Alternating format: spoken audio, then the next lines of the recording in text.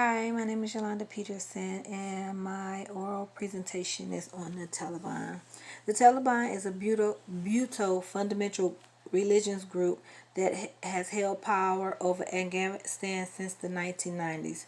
The word Afghanistan comes from Talibai, which is student in Arabic.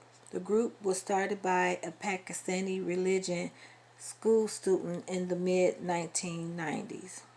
Terrorists has often arisen in reaction to the perception injustice as a mean to right a wrong or a terrible wrong. Sorry. Real whether it happened for real or it's just imagined. These factors can vary from gaining expression of a collection of identity. It can be from someone with low self-esteem, economy growth, or just someone who believes in the ideal. The mindset of the Taliban is to return the order of Arabic remaining back by any means to establish the states as they were before. The current leader of the Taliban has a mindset of a religious leader such as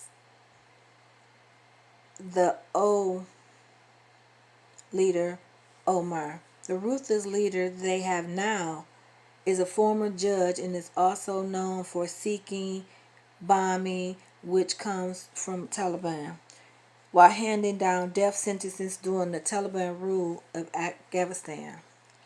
He also will help run the Taliban movement exactly the way Omar did because his traditional mindset, which showed that he has the same mindset as the former leader Omar.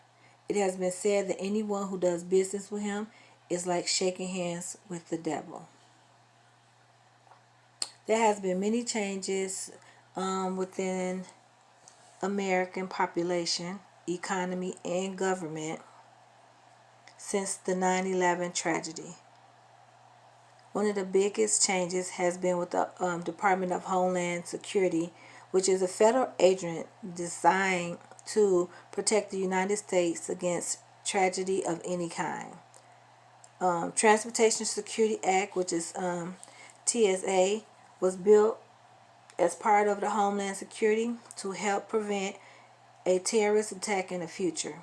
The TSA is a division of the Department of Homeland, in a response to terrorists, the entire to respond for handling traveling screens for all of passengers.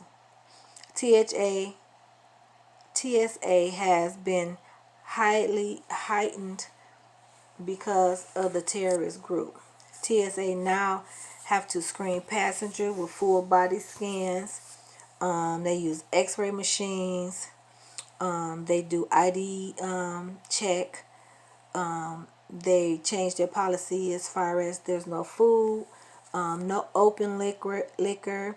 They have to check and search people's shoes, and you have to check in at least 2 hours before the flight as a rule. Terrorists are given punishment in many forms, such as prison sentence and death penalties. They may be sent to maximum security penitentiaries where they will be watched closely and held in tight confinement. Most penitentiaries include incarceration where anyone convicted of a misdemeanor offense for making a terrorist or criminal threat can face up to 1 year in county jail and receive a prison sentence of a year or more, with the unlimited punishment of a terrorist being put to death. There is a wide range of sentence decisions at the international level without a clearly defined set of progressive values. Direct impact of 5 ways federal laws and regulations since the events has occurred, with saying that there has been a direct effect on 5 of the federal laws since 9/11, which means they're changed or become stricter. administration agents are now at all airports and are one of the most valuable agencies since 9/11 attack. The biggest emotional impact terrorists has had on the U.S. is the implementation of fear. Our book states, in one important respect, the public fear of international violence is very much like the fear of crime. Fear of terrorists has remained at a high even after several years without a serious terrorist incident. Right now, the Taliban continue to be a fighting force in Afghanistan and a major threat to the country and government. They still carry out attacks across the country, which includes military bases and schools.